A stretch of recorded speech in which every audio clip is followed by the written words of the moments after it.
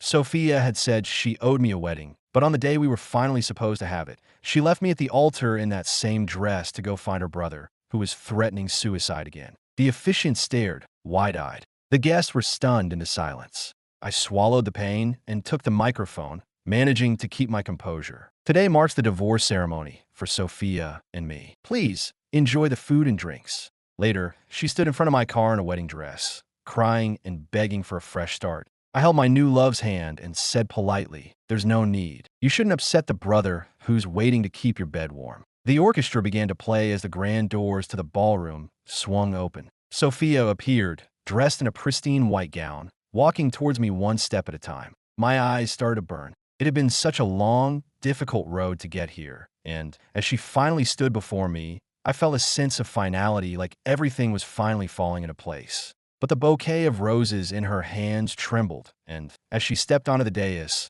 I caught a glimpse of running shoes beneath the hem of her gown. Did she have something else planned? Where could she possibly be going in a wedding dress? The closer she came, the clearer the anxiety on her face became. And at a moment like this, the only person who could make her that worried was her precious brother. The blood drained from my face. I forced a smile, but my eyes were begging her. "Just this once, please don't leave me." The officiant on the stage chuckled into the microphone. "Look at our groom. He's completely captivated. That's how you know how beautiful our bride is." A wave of laughter went through the guests, but I could only see the escalating panic in Sophia's eyes.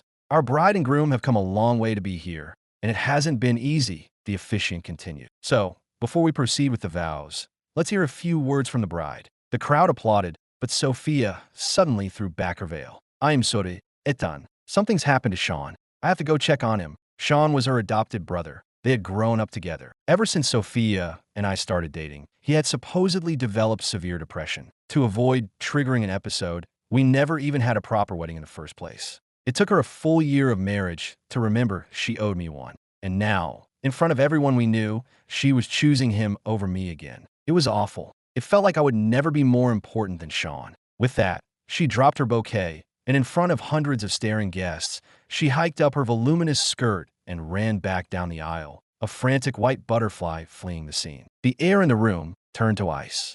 The officiant just stood there, mouth agape, completely lost. After a moment of stunned silence, the guests erupted into a roar of chatter. I saw Mr. and Mrs. Hayes, Sophia's parents, jump to their feet, try to placate their relatives while shooting me an apologetic look. I didn't have any family there, so at least I didn't have that to worry about. I pushed down the wave of agony and was suddenly overcome with exhaustion. I was done. Let all be over. The thought grew until it was the only thing in my mind. I ripped the white rose, a symbol of our love, from my lapel. I snatched the microphone from the officiant's hand and tapped it twice, the sharp feedback silencing the room. She wanted to run to Sean? Fine, let her go. I was never going to stand in her way again. I cleared my throat, managing to plaster what I hoped was a respectable smile on my face. "Hello, everyone," I announced. "Today is the divorce ceremony for Sophia and me. Thank you all for coming. Please enjoy the food and drinks." The murmuring from the crowd grew louder. I tightened my grip on the microphone. As you all just saw, Sophia ran out. That was all part of the show we designed. I mean, who just runs out of their own wedding, right? My explanation was weak, but her behavior was so outrageous, it was almost believable. Some people in the audience actually started to buy it. Yeah, that makes sense. Nobody would really just run out like that. I heard about this. Young people are having divorce parties now. It's the new trend. Well, this is a first. Glad we could be here for it. Mr. and Mrs. Hayes were frozen in place. Her mother started to say something, but her father pulled her back in her seat. I could just make out his angry whisper.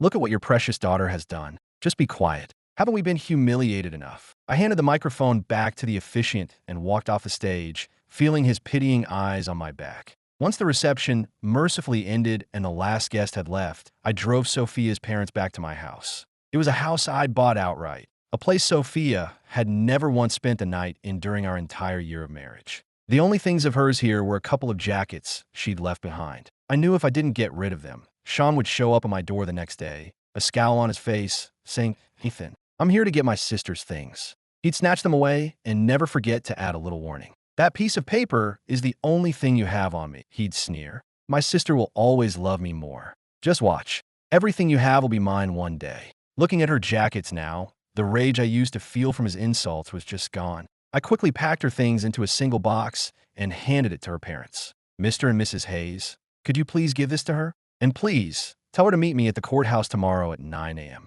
We need to sign the divorce papers. Ethan, you've put up with so much this past year. We are so sorry, Mr. Hayes said, his voice heavy. We never imagined our own daughter could be so cruel. They both struggled for words, their graying hair a testament to how difficult these years had been on them, too. After they left, I sat alone in the empty house. Memories I wasn't prepared for washed over me, pulling me back to a sweltering summer day filled with the buzz of cicadas. The campus trees were a vibrant green, swaying in the breeze. Hey, you're Ethan Miller, right? You were the one who just gave that speech on stage. A vibrant young woman in a red dress stood before me, her face glowing with a youthful confidence that was impossible to ignore. She was bright and radiant, the kind of person everyone on campus noticed. I was just out of college myself, starting to find some success, and my mind was only on my career.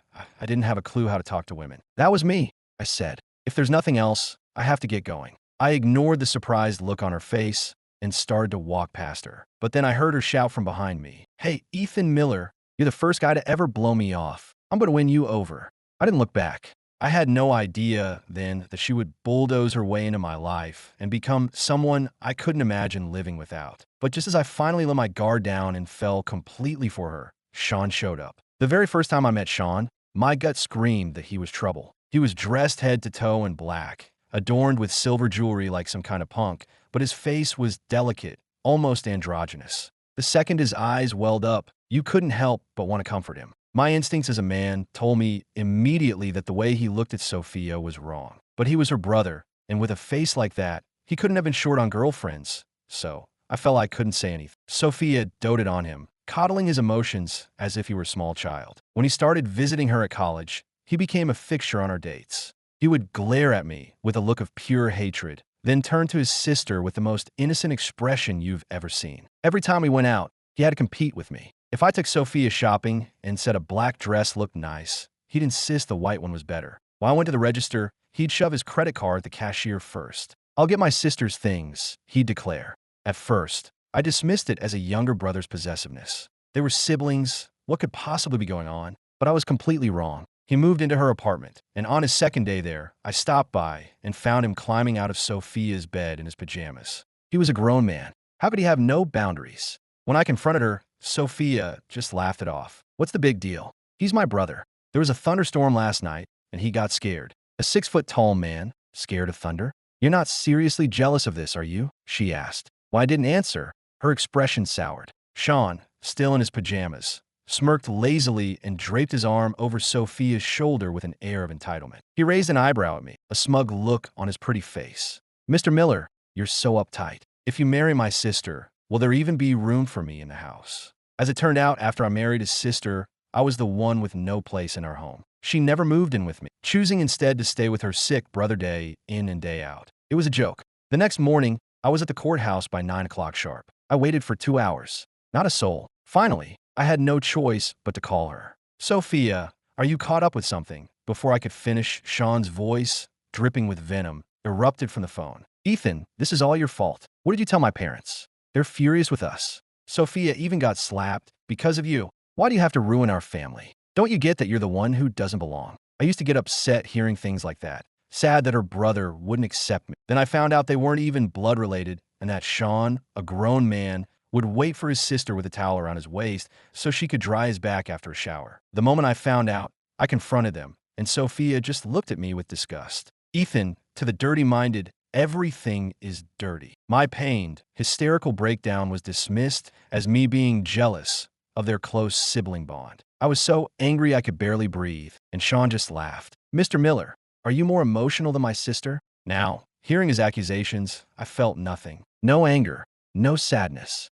Those two deserved every bit of trouble they got. I shot back without holding anything back. "Your parents are angry because she abandoned her own wedding for you. They're angry because you, her brother, are in love with her. They're angry because you're a spineless coward who only knows how to manipulate people instead of taking responsibility for anything. Your sister's life is a mess because of you." Sean was in love with his sister. If he'd had the guts to compete with me for her honorably, I might have even respected him. But all he did was hide behind their sham sibling relationship, doing things that made all three of us sick too cowardly to ever admit the truth to her parents. He was a hypocrite with no backbone. And another thing, I added, put her on the phone. I'm here to finalize our divorce. This is what you've always wanted, right? If you miss this chance, you might not get another one to get rid of me so easily. The line went dead. I knew they'd show up. Anything Sean wanted, he got. All he had to do was squeeze out a few tears, clutch his chest, and mutter something about not wanting to live anymore, and Sophia would give him the world. I knew this better than anyone, because that's exactly what happened the day we got our marriage license.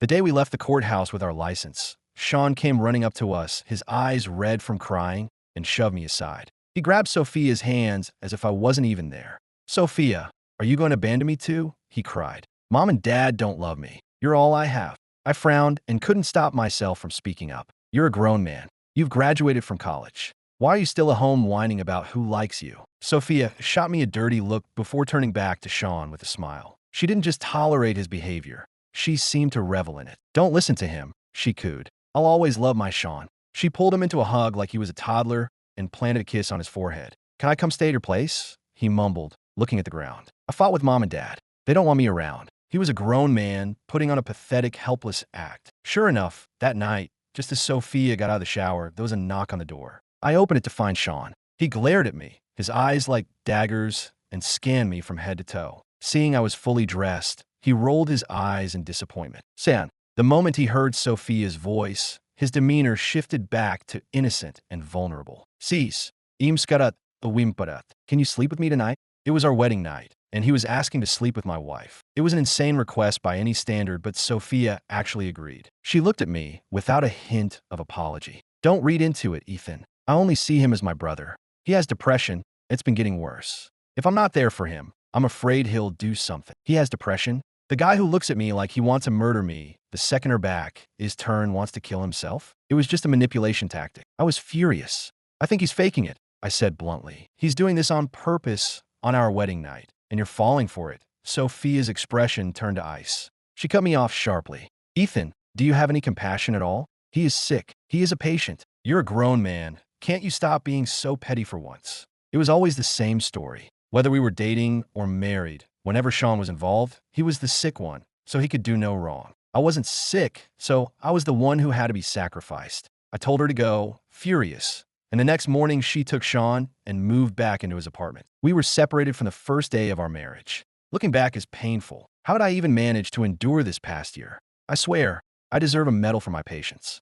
I waited another hour. By then it was noon, and the courthouse staff were heading out for lunch. I sent them an iMessage telling them to be there at 2 p.m. and when to find a local diner for lunch. I hadn't been to a place like this in years. Growing up as an orphan, I'd always been driven to make money. In my freshman year of college, I jumped on the social media boom, found a few popular girls on campus, bought a used camera, and started churning out videos, quickly building a following. That grew into a small creative studio where I signed a few influencers. The studio kept expanding until it became a proper company. By all accounts, I was successful, but my personal life was a disaster.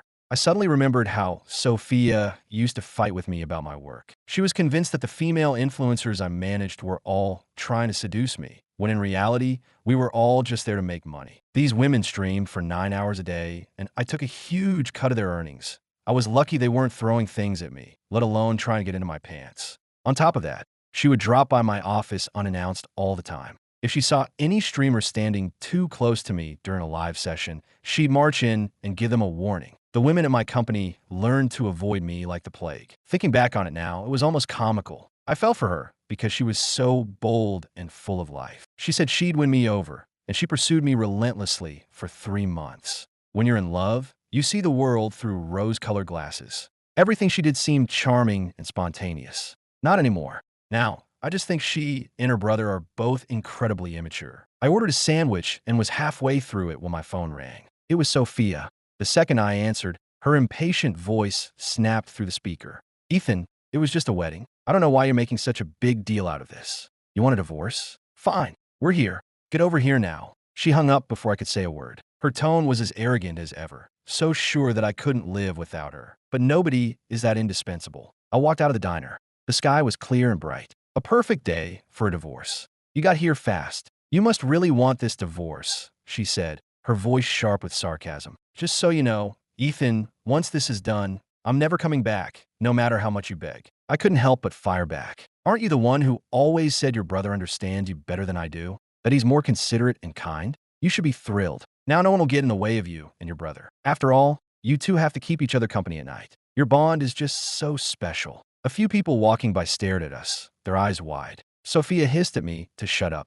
As I turned and walked toward the clerk's window, I saw a flash of panic in her eyes. She reached out to grab my arm, but Sean caught her hand before she could. Sophia, see? Sean said, he's so suspicious, and he just humiliated us in public. He doesn't trust you at all. He's just trying to threaten us into giving in. I stood on the steps, watching them. For the first time ever, Sophia wasn't hanging on her brother's every word. Instead, she was looking at me, her lips parted as if she wanted to say something, but the words never came. I was just bored by the whole thing. Shall we? I asked. Seeing that I wasn't going to beg her to stay, she stomped her foot in frustration, shoved past my shoulder, and stormed inside. Fine, let's get divorced, she yelled back. You'd better not regret this. Sean followed her, shooting me a triumphant smirk as he passed. I wouldn't have any regrets. My resolve today was built on a mountain of disappointments, each one from a time she had chosen him over me. If anyone was going to feel regret, it would be her. Walking out of the courthouse with the divorce decree in my hand, I felt like a new man. That heavy weight I could never quite hold on to, but could never let go of was finally gone. I felt lighter than I had in years. Ethan, I turned around. Sophia was standing there calling my name. This time, I just gave her a calm wave. She started to walk towards me, but Sean grabbed her arm and started whispering something to her. By the time she looked back, my Range Rover was already pulling away from the curb. I threw myself back into my work at the company, signing a new group of content creators. My previous assistant went on maternity leave, so I interviewed for a replacement. Her name was Chloe Davis. She was a graduate from Northwestern, had experience at a major tech firm in Silicon Valley, and was incredibly competent. She had a quiet, steady presence that made her seem very reliable. I had to attend a networking dinner for a potential partnership, and since I needed a plus one, I had her come along, all expenses paid by the company. Dressed in an elegant evening gown, Chloe possessed a quiet, intellectual beauty that was a world away from Sophia's loud, flashy charm. As she linked her arm through mine, she whispered, "Sorry if this is too forward, sir." I glanced over and saw the tips of her ears were bright red, which for some reason made me incredibly happy. Across the dinner table, our potential partner, Mark, kept glancing between us. When Chloe excused herself for a moment, he leaned in. "So, are you and what's-her-name really over?" I nodded. He slapped his thigh in relief. "Thank God for that," he said. "That woman was way too much drama. This one seems nice and quiet. I like her." "Easy, Mark," I laughed. "She's my assistant." "Assistants are the best way to start," he winked. "You're not getting any younger, Ethan, and she wasted enough of your time. What's the plan? You're not going to stay single for her, are you?" He was right. I'd dated Sophia for 4 years and been married for 1. 5 years of my life gone. I'd gone from 25 to 30. I was getting a late start. What if I ask her out and she says no? I'm her boss. It would be awkward, I said. Mark scoffed. "So what if she says no? You chase her. You know how to do that. Just try not to have another divorce party this time. My son's first birthday is coming up, and you still haven't managed to have a proper wedding." Hearing my old friend lay it out like that made my face flush. My drama with Sophia had been a running joke among our friends for years. I was just glad it was finally over. For the first time, I felt truly lucky. But I never expected Sophia to be so relentless or that she would target Chloe. Chloe returned to the table, and just as she sat down, Sophia appeared out of nowhere, holding a glass of red wine. I hadn't even seen her in the restaurant. From the look on her face, she was about to throw the wine on Chloe, so I instinctively pulled Chloe into my arms. The entire glass of wine soaked my suit jacket. I looked up. Sophia froze for a second, then her voice rose to a shriek. "Ethan, who is she? Tell me who she is. We had one fight, and you're already cheating on me? How could you do this to me?" Sean came running over from across the room and reached for her hand like he always did. But this time, she violently shook him off. I made sure Chloe was okay before turning to face them. "Miss Hayes," I said coldly, "we are divorced. Who she is none of your business." I glanced at Sean, who was watching with a dark expression, and added with a smirk, "Besides, your brother is right there. Why are you so concerned with what I'm doing?" A flicker of a smile crossed Sophia's face. She actually thought I was still jealous over her. "Ethan, if it bothers you, I'll stop spending so much time with Sean. Just don't be angry anymore, okay? And stop seeing these other women." Her voice turned into a bitter whine, but I didn't believe a word of it. She'd made that same promise 100 times, and every single time, she chose Sean without a moment's hesitation. A mischievous impulse took over. I raised an eyebrow at Sean. What? You're going to abandon your little brother? I don't think so. Aren't you afraid he'll try to kill himself again? What about when it thunders? Who will be there to comfort him? Goddamn thunder. Mark burst out laughing from across the table. The faces of the Hayes siblings turned sour. After all, their bizarre behavior was deeply embarrassing when exposed to the light of day. Sophia saw the smirk on my face and stomped her foot angrily. If you don't like it, I'll stop. Sean is a grown man. He'll be fine without me. Just stop fighting with me. So, she didn't know he was an adult who didn't need her. I honestly thought she'd never figure that out. Miss Hayes, Chloe spoke up, her voice calm and steady, completely unafraid. Mr. Miller has made it clear that you two are no longer associated. Please don't disturb our dinner any further. This is becoming unpleasant for everyone. What business is it of yours what's between us? Who are you two? It is her business. I cut Sophia off. Because Chloe is the woman I'm pursuing. So yes, it has everything to do with her. Sophia's composure finally shattered. She lunged forward to grab me, but Sean caught her and pulled her into a hug. Sophia, stop it, he pleaded. He doesn't love you. Look, he's already found someone new.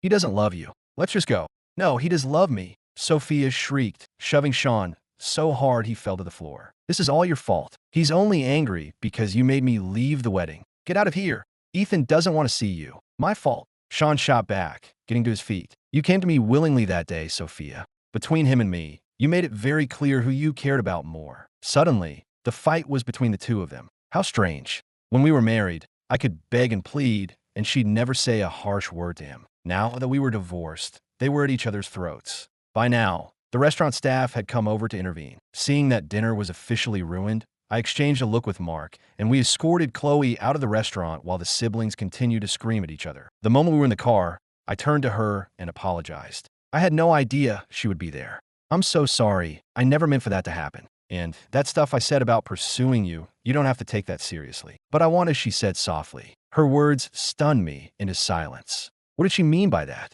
You should think about it. I've been married before. I'm 30. I'm much older than you. I suddenly felt like things were spinning out of my control. I'd taken off the wine-soaked jacket, but I still felt flushed and hot. Mr. Miller, can I call you Ethan? She asked. I overheard you and Mark talking earlier. If it's okay, would you let me pursue you? Oh man, the wine from dinner must be hitting me harder than I thought. I had to be hearing things. What? But you saw my ex-wife. She's a lot. She'll probably keep harassing me. And I'm divorced. You've only known me for a couple of months. 5 years and 72 days, she corrected me. Mr. Miller, I've known who you are for 5 years and 72 days. That couldn't be right. That was how long I had known Sophia. She saw the confusion on my face and smiled. The day you came back to campus to give that speech, there was a girl in a white dress sitting in the front row. That was me. I actually ran after you that day. I was unasked for your autograph, but then I saw you with Sophia. I've known you ever since. When you two started dating, I figured it wasn't meant to be. I graduated and went to work for another company. It wasn't until I heard you were divorced that I applied for the job here.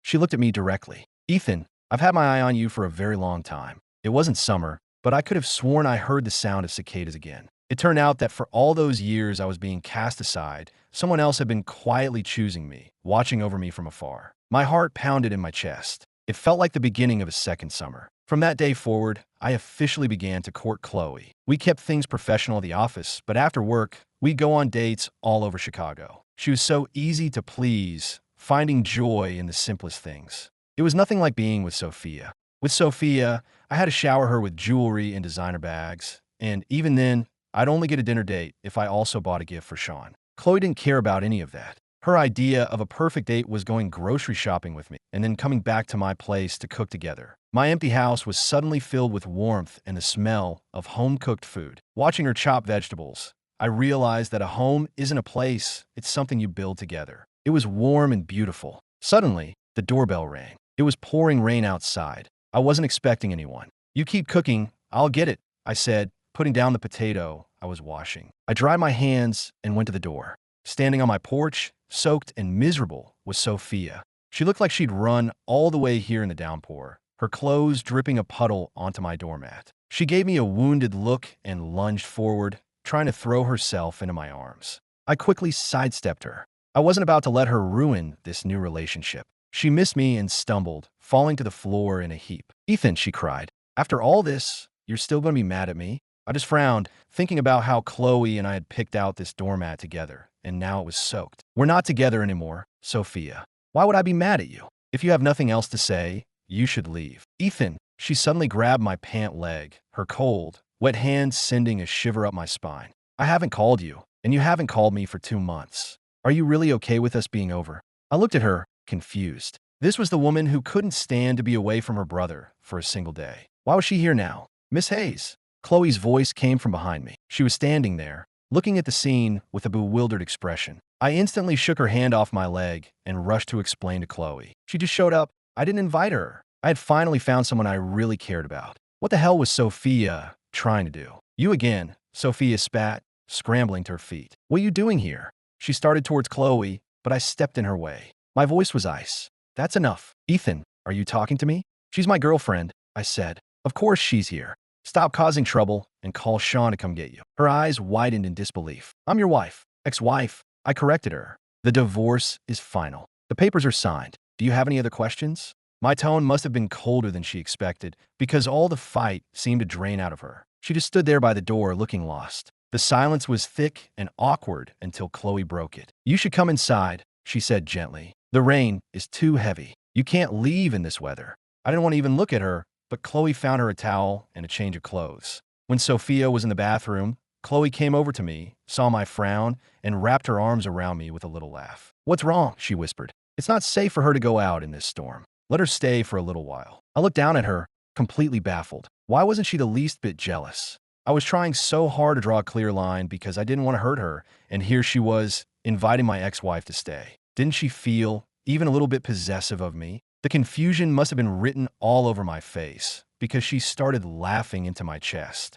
Are you upset that I'm not jealous? She giggled. You're so adorable. I know you love me now, so why would I be angry at someone else? My thoughts laid bare. I felt a little embarrassed and gently pushed her back. So, should we get back to cooking? As she pulled me toward the kitchen, the bathroom door opened. Sophia stood there in the dry clothes, her face pale as a ghost, her eyes fixed on our joined hands. I already called Sean, I told Sophia, ignoring the pain in her eyes. It wasn't my problem anymore. He's on his way. You can wait in the living room. Back in the kitchen, Chloe decided we needed another dish, but my potato shredding skills were apparently so bad that she banished me from the prep area. I laughed and went to set the table. I saw Sophia in the living room, staring at us, and I really didn't want to set a place for her. But with her watching me, it felt rude not to. Chloe glanced over, saw only 2 place settings, and shot me a look. Ethan, she said in a warning tone. The moment my girlfriend gave the order, I immediately grabbed another set of silverware and put it down. She looked down,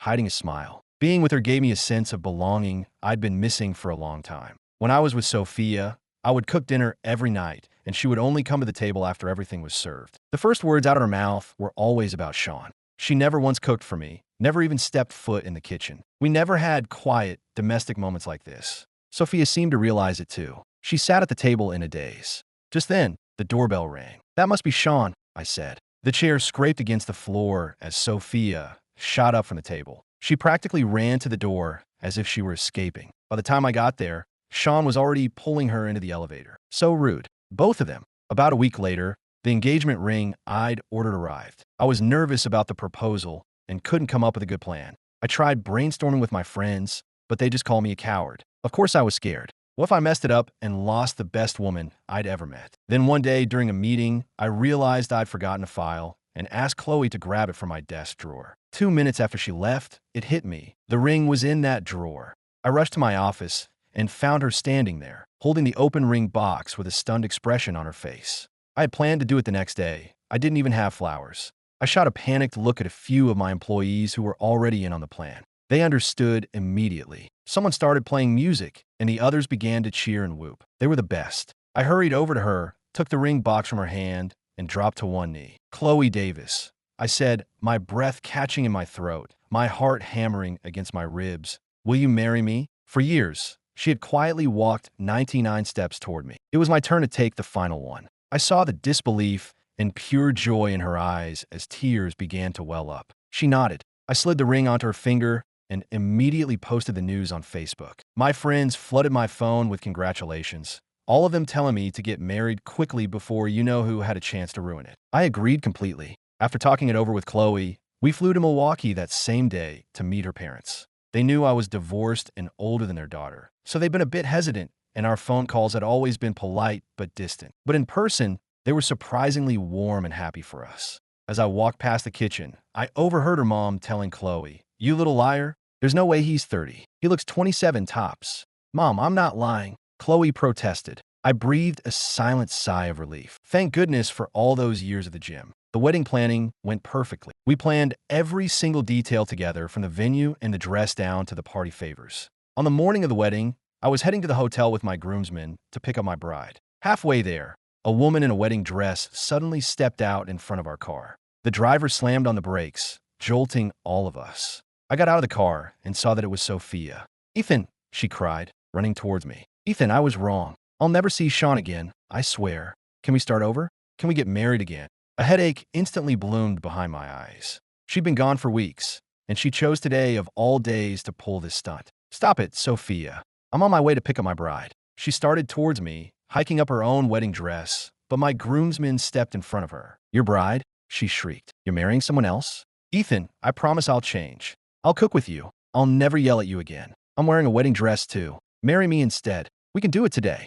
Even my friends looked disgusted. "Miss Hayes, that's enough," one of them said. "Who do you think you are? Get out of the way. You're going to make him late for his own wedding. You're divorced. It's over. Just leave." Sophia seemed to be having a breakdown, screaming, "He can only marry me. He promised he would only love me forever." Mark held her back and yelled over his shoulder to me, "Ethan, just go. Get in the car. Don't be late. I got this." Seeing no other choice, I got back in the car and we drove off. I finally made it to the hotel and saw Chloe, my beautiful bride, waiting for me. I swept her into my arms, and we rushed to the ceremony. After we exchanged our vows, she changed into her reception dress, and we began making our way through the tables, toasting with our guests. And that's when Sophia burst into the reception hall, still wearing that wedding dress. Her eyes scanned the room, and when they landed on us, she started marching over. I immediately moved Chloe behind me. "Ethan, are you really marrying her?" she demanded. Guests started whispering. My face hardened. I didn't understand how she could so effortlessly humiliate me time and time again.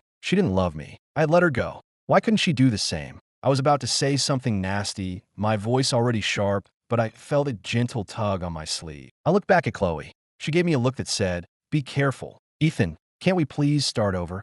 Sophia begged, her voice cracking. "I regret everything. I really do. I don't love Sean. He locked me in his apartment. That's why I couldn't come to you sooner. Please, can we just start over?" I took my wife's hand and smiled at her. Then I turned back to Sophia and said politely, "No, thank you. I'm married now." Just then, Sean appeared behind her. I offered one last piece of advice. "You should really go take care of your brother, Miss Hayes. You wouldn't want him to get upset and try to kill himself again." "Sophia," Sean cried out. She whirled around and let out a scream of pure disgust. Eventually, security escorted both of them out. I heard later that she and Sean got trapped in a toxic on-again, off-again cycle that their parents were powerless to stop. When Sean would get angry, he'd leave her and start dating other people, but she would sabotage all of his new relationships. They were trapped in a loop together. But that wasn't my problem anymore. I looked at Chloe's growing baby bump and felt an overwhelming sense of gratitude. The peaceful, stable life I had always wanted had finally begun. Sophia's story. When I was 8 years old, my family adopted a little boy. My parents named him Sean, hoping he would always be there to support me. He was a sweet kid who followed me everywhere. But when I found my underwear, which I thought I'd lost, hidden under his pillow, I felt a deep, chilling fear for the first time. That's why I chose a college on the other side of the country. In my junior year, I met a successful older student named Ethan Miller. All my life, people had told me I was beautiful, and I was used to getting what I wanted. To get revenge on Ethan for brushing me off when we first met, I decided I would make him fall for me. My original plan was to win him over and then dump him. But somewhere along the way, I can't deny it, I actually started to fall for him. He'd never been in a serious relationship before, but he treated me so well. He gave me everything I asked for: designer bags, expensive jewelry, romantic dinners, surprise getaways, and he never once complained. I truly wanted to marry him. But then Sean came to stay with me, and living under the same roof, he started to plant little seeds of doubt about Ethan in my mind. At first, I ignored it, but he was persistent, and eventually his words started to get to me. At the same time, Ethan started fighting with me about Sean. I didn't understand the problem. Sean was my brother.